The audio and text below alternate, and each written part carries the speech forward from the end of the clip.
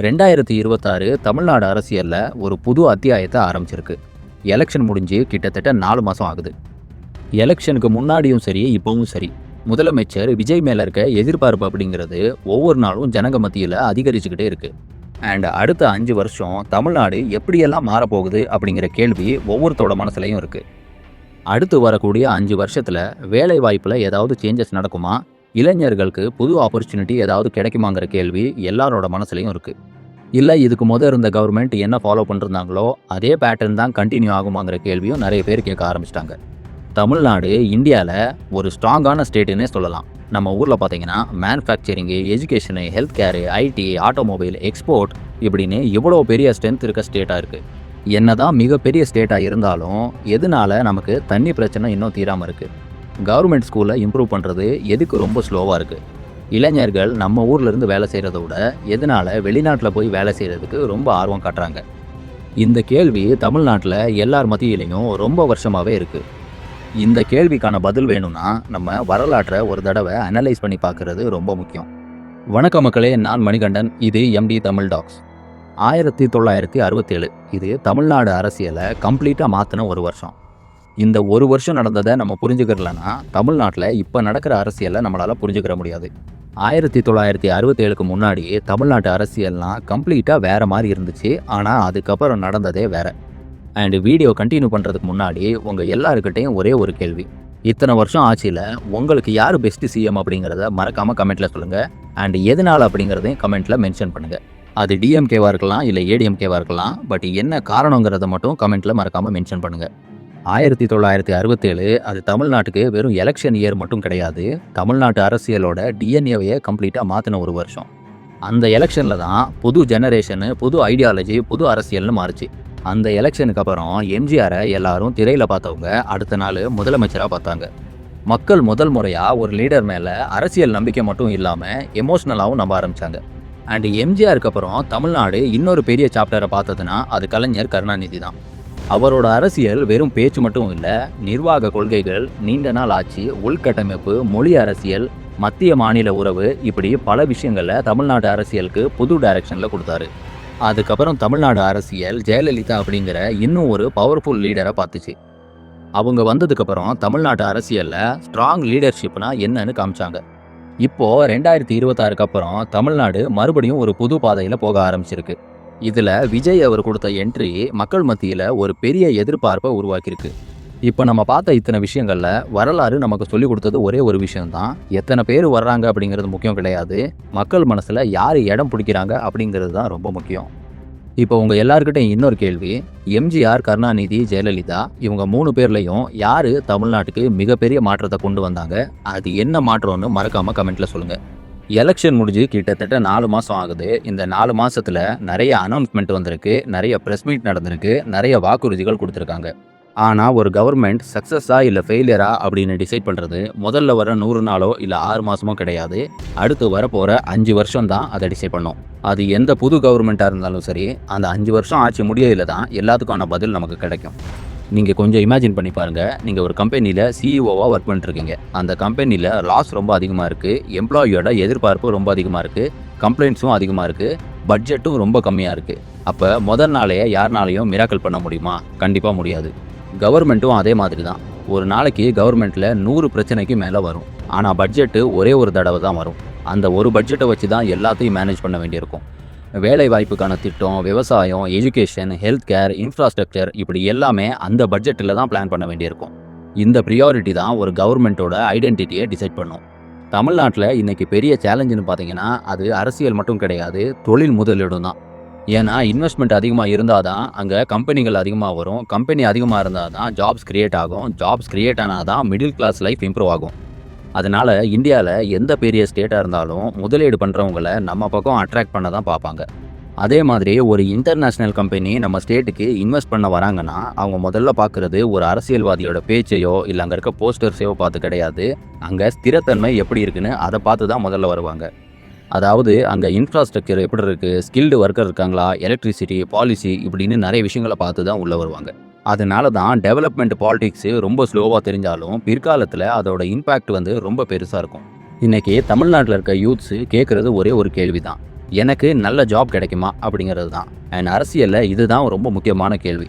And இப்போ இருக்க மக்கள் ரொம்ப தெளிவாக இருக்காங்க. அவங்க மைண்டில் இருக்கிறது ஒரே ஒரு விஷயந்தான். நீங்கள் மேடையில் என்ன வேணால் பேசுங்க, ஆனால் உண்மையிலேயே அது செயலில் 100% செஞ்சு காமிக்கிறீங்களா அப்படிங்கிறது தான். இப்போ உங்கள் எல்லாரையும் பார்த்து ஒரு கேள்வி கேட்குறேன். ஒருவேளை உங்களுக்கு நாட்டை ஆள சான்ஸ் கிடச்சின்னா நீங்கள் எந்த பிரச்சனையை சால்வ் பண்ணுவீங்க? தண்ணி பிரச்சனையா, எஜுகேஷனா, ஹெல்த் கேரா, இல்லை கரப்ஷனா? அண்ட் என்ன காரணத்துக்காக அப்படின்னு மறக்காமல் அதை கமெண்ட் பண்ணுங்கள். கண்டிப்பாக அது எந்த மாதிரி கமெண்ட்டாக இருந்தாலும் நான் அதுக்கு ரிப்ளை பண்ணுவேன். வீடியோவில் குறுக்கிடுறதுக்கு மன்னிக்கணும். நீங்கள் இப்போ தான் ஃபஸ்ட் டைம் நம்ம சேனலுக்கு வரீங்கன்னா மறக்காமல் சேனலை சப்ஸ்கிரைப் பண்ணிடுங்க. ஏன்னா அதுதான் நீங்கள் எங்களுக்கு கொடுக்குற பெரிய சப்போர்ட்.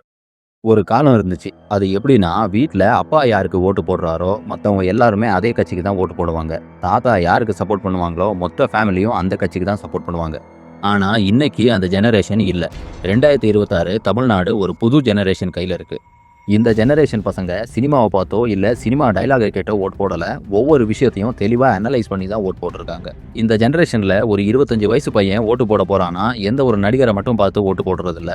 அவனால் செட்டில் ஆக முடியுமா, இஎம்ஐ செட்டில் பண்ண முடியுமா, பிஸ்னஸ் ஸ்டார்ட் பண்ண முடியுமா, இப்படின்னு எல்லாத்தையும் அனலைஸ் பண்ணி தான் ஓட்டே போடுறான். ஸோ நம்ம லைஃப்பில் ஒவ்வொரு விஷயத்துலையும் அரசியல் இன்வால்வ் ஆகியிருக்கு அப்படிங்கிறது தெரிஞ்சதுனால தான் இப்போ இருக்க யூத்து அரசியல் மேலே ரொம்ப இன்வால்வ்டாக இருக்காங்க. அதுலேயும் முக்கியமாக சோஷியல் மீடியா வந்ததுக்கப்புறம் தான் எது உண்மை எது பொய்ன்னு ரொம்ப தெளிவாக அவங்களால பார்க்க முடியுது. ஒரு அரசியல்வாதி ஒரு மேடை மேலே ஒரு விஷயத்த சொல்கிறாங்க அப்படின்னா அது உண்மையா பொய்யான்னு ஒரு நிமிஷத்தில் கணிச்சிடுறாங்க. அண்ட் இந்த மாற்றம் அரசியல் அமைப்புக்கு நல்லதா கெட்டதா அப்படின்னு கேட்டிங்கன்னா கண்டிப்பாக இது ஒரு நல்ல விஷயந்தான். அதனால் இனிமேல் அரசியலில் ஜெயிக்கணும்னா மாஸ் மீட்டிங் மட்டும் போட்டால் போதாது, பர்ஃபார்மன்ஸ் அப்படிங்கிறது கண்டிப்பாக வேணும். ஸோ ஜனங்களை பொறுத்தவரை டிஎம்கே, ஏடிஎம்கே, டிவிகே எதுவாக இருந்தாலும் ரிசல்ட் தான் முக்கியம் அப்படிங்கிறதுல ரொம்ப தெளிவாக இருக்காங்க. அண்ட் உங்ககிட்ட ஒரு விஷயத்த ரொம்ப ஹானஸ்ட்டாக இப்போ கேட்குறேன். நீங்கள் ஓட்டு போட போகிறப்போ எந்த விஷயத்த முதல்ல பார்ப்பீங்க? பார்ட்டியா, லீடரா, கேண்டிடேட்டா, டெவலப்மெண்ட்டா, ஜாப்ஸா, இல்லை எஜுகேஷனா? எதுன்னு ரீசனை கமெண்ட்டில் சொல்லுங்கள். நம்ம அரசியலை பற்றி நிறைய பேசுவோம். அதாவது யார் சிஎம், யார் ஆப்போசிட்டில் இருக்கா, யார் ஸ்ட்ராங் லீடர் அப்படின்னு நிறைய விஷயத்த டிஸ்கஸ் பண்ணுவோம். ஆனால் ஒரு ஸ்டேட்டோட ஃப்யூச்சரை டிசைட் பண்ணுறது அரசியல் மட்டும் கிடையாது, அதோட பொருளாதாரமும் தான். இன்னைக்கு எவ்வளோ பெரிய தலைவர் வந்தாலும் சரி, மக்கள்கிட்ட இருக்க முக்கியமான கேள்வி என்னோட வாழ்க்கை இம்ப்ரூவ் ஆகுதா அப்படிங்கிறது தான். இதுக்கான உண்மையான பதில் பொருளாதாரம் அப்படிங்கிற விஷயத்துல தான் இருக்கு. கொஞ்சம் நினச்சி பாருங்க, நாளைக்கு தமிழ்நாட்டில் 10 பெரிய இன்டர்நேஷ்னல் கம்பெனி வந்தால் என்ன நடக்கும்?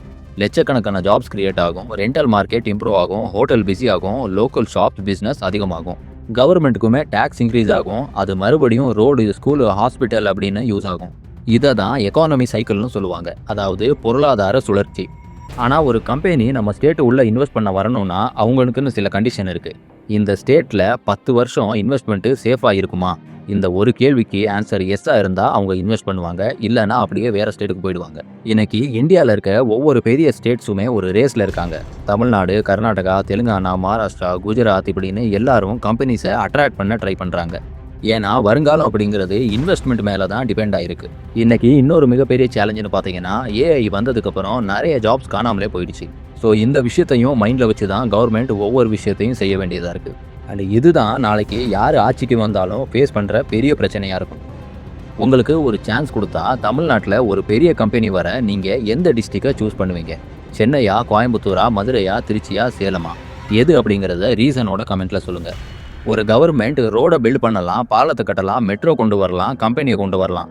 ஆனால் ஒரு விஷயத்தை மட்டும் ஃபோர்ஸ் பண்ண முடியாது, அது மக்களோட நம்பிக்கை. நம்ம ஹிஸ்ட்ரியை கொஞ்சம் திரும்பி பார்த்தோம்னா பவரில் இருந்த லீடர்ஸ் நிறைய பேர் இருந்திருக்காங்க. ஆனால் ஹிஸ்ட்ரியில் இன்னும் நினைவில் இருக்கவங்க நம்பிக்கையை கிரியேட் பண்ணவங்க மட்டும்தான். நம்ம எல்லாரும் நம்மக்கிட்ட இருக்க பிரச்சனையை பற்றி மட்டும்தான் அதிகமாக பேசுவோம். தண்ணி பிரச்சனையாக இருக்கலாம், டிராஃபிக், அரசியல், கரப்ஷன் இப்படின்னு நிறைய விஷயத்த பேசுவோம். ஆனால் நம்மக்கிட்ட இருக்க ஸ்ட்ரென்த்தை பற்றி பேச மறந்துடுறோம். இந்தியாவில் மேனுஃபேக்சரிங் ஹப்பாக மாறுற கெப்பாசிட்டி இருக்கிற ஸ்டேட்ஸில் தமிழ்நாடு எப்போவுமே டாப் லிஸ்ட்டில் இருக்குது. உதாரணத்துக்கு பார்த்தீங்கன்னா automobile, electronics, textiles, health care, IT, ports, education இந்த மாதிரி காம்பினேஷன் எல்லா ஸ்டேட்டுக்குமே அமையாது. கொஞ்சம் இமேஜின் பண்ணுங்கள், நாளைக்கு artificial intelligence, electronic vehicles, robotics இந்த மாதிரி இண்டஸ்ட்ரி இந்தியாவில் ரொம்ப பெருசாக க்ரோ ஆகுது. கொஷன் என்னென்னா, தமிழ்நாடு இந்த ஆப்பர்ச்சுனிட்டியெல்லாம் யூஸ் பண்ணிக்குமா, இல்லை மற்ற ஸ்டேட்டுக்கு விட்டு கொடுத்துருமா? ஒரு ஸ்டேட் இம்ப்ரூவ் ஆகிறது நியூட்ரல் ரிசோர்ஸ்னால மட்டும் கிடையாது, ஸ்கில்டு பீப்புள்னால. அதனால தான் தமிழ்நாட்டோட பெரிய சொத்துன்னு பார்த்தீங்கன்னா ஆயிலோ இல்லை கேஸோ கிடையாது. Education, engineering talent, hard work, discipline இதுதான் நம்மளோட பெரிய சொத்து. ஆனால் இந்த டேலண்ட்ஸ் எல்லாம் தமிழ்நாட்டுக்குள்ளே யூஸ் ஆகுமா, இல்லை ஃபாரின் கண்ட்ரிஸுக்கு போயிடுமா? இதுதான் அடுத்த 5 வருஷத்தோட பெரிய கொஷன். ஸோ அடுத்த 5 வருஷத்துக்கு தமிழ்நாட்டுக்கு கோல்டன் ஆப்பர்ச்சுனிட்டிஸ் இருக்குன்னு சொல்லலாம். அண்டு 2031 தமிழ்நாடு எப்படி இருக்கும்? உண்மையை சொல்லணும்னா 2 பாசிபிலிட்டி மட்டும்தான் இருக்கும். பாசிபிலிட்டி தமிழ்நாடு பெரிய இன்வெஸ்ட்மெண்ட்டு வந்திருக்கும். சிட்டி எல்லாம் புது இண்டஸ்ட்ரினால வேகமாக க்ரோ ஆகிருக்கும். கவர்மெண்ட் ஸ்கூலெல்லாம் இம்ப்ரூவ் ஆகியிருக்கும். எக்ஸ்போர்ட்டும் இன்னும் அதிகமாகிருக்கும். அண்ட் யூத்துக்குமே ஃபாரினுக்கு போய் வேலை செய்யணுங்கிற அவசியம் இருக்காது. தமிழ்நாடு வேர்ல்டு கிளாஸ் ஆப்பர்ச்சுனிட்டிஸை கிரியேட் பண்ணியிருக்கும். முக்கியமான விஷயம், இது ஒன்றும் கனவும் கிடையாது, இம்பாசிபிளும் கிடையாது. தமிழ்நாடு கிட்ட இதுக்கான ஃபவுண்டேஷன் ஆல்ரெடி ரொம்ப ஸ்ட்ராங்காகவே இருக்குது. இது கூடவே இன்னொரு பாசிபிலிட்டியும் இருக்குது. அரசியல் சண்டை எல்லாம் கண்டினியூ ஆகிட்டே இருக்குது. ப்ராஜெக்ட்ஸ் டிலே ஆகுது. கம்பெனிஸ் எல்லாம் வேறு ஸ்டேட்ஸ்க்கு போயிட்டாங்க. யூத்ஸ் எல்லாம் பெங்களூர், ஹைதராபாத், ஃபாரின்னு வேறு பக்கம் போயிட்டாங்க. அண்ட் வேலை வாய்ப்பெல்லாம் ரொம்ப ஸ்லோவாகுது. அப்படிங்கிற பட்சத்தில் தமிழ்நாட்டுக்கு இருந்த ஆப்பர்ச்சுனிட்டி எல்லாமே கைவிட்டு போயிடும். அண்ட் ஹிஸ்ட்ரியை நீங்கள் திரும்பி பார்த்தீங்கன்னா பெரிய பெரிய ஸ்டேட்ஸ் எல்லாம் ஃபெயில் ஆனது டேலண்ட்ஸ் இல்லாததுனால கிடையாது, கரெக்டான டிசிஷனை லேட்டாக எடுத்ததுனால தான். ஆப்பர்ச்சுனிட்டி அப்படிங்கிறது யாருக்காகவும் வெயிட் பண்ணிருக்காது. அது மூவ் ஆகி போயிடும். ஒரே ஒரு மூவை தப்பாக பண்ணால் போதும், அதோட இம்பேக்ட் உடனே தெரியாது. ஆனால் அடுத்த 5 வருஷத்துக்கு அப்புறம் அதோட எஃபெக்ட் எல்லாரும் பார்ப்பாங்க. இந்த காரணங்களால தான் மக்கள் இப்போது சிஎம் விஜய் அவர்கிட்ட என்னத்தை எதிர்பார்க்குறாங்கன்னா 2031 ஓவராலாக ரிசல்ட் எப்படி கொடுக்கும் அப்படிங்கிறது தான். 2031 தமிழ்நாடு பெட்டர் ஸ்டேட்டாக இருக்குமா இல்லை அதே மாதிரி தான் இருக்குமா அப்படிங்கிறத கமெண்ட்டில் மறக்காமல் சொல்லுங்கள். அண்ட் இந்த சேனல் பிளைண்டாக யாரையும் சப்போர்ட் பண்ணாது, யாரையும் அட்டாக்கும் பண்ணாது. நம்ம ஒர்க்கு கேள்வி கேட்குறது, ரிசர்ச் பண்ணுறது. அது கூடவே உண்மையை சிம்பிளாக சொல்லி உங்களை யோசிக்க வைக்கிறது. ஏன்னா யோசிக்க ஆரம்பித்தா மக்களை யாராலையும் ஏமாற்ற முடியாது. நான் மணிகண்டன், இது எம்டி தமிழ் டாக்ஸ். உண்மையை தேடுவோம், யோசிப்போம், புரிஞ்சுப்போம், தமிழ்நாட்டோட ஃப்யூச்சரை சேர்ந்து பேசுவோம். அடுத்த டாக்குமெண்ட்ரியில் சந்திப்போம். நீங்கள் இந்த சேனலை சப்போர்ட் பண்ணணும்னு நினச்சிங்கன்னா மறக்காமல் சப்ஸ்கிரைப் மட்டும் பண்ணிடுங்க. அதை விட பெரிய சப்போர்ட் வேறு எதுவும் இல்லை. Thank you guys.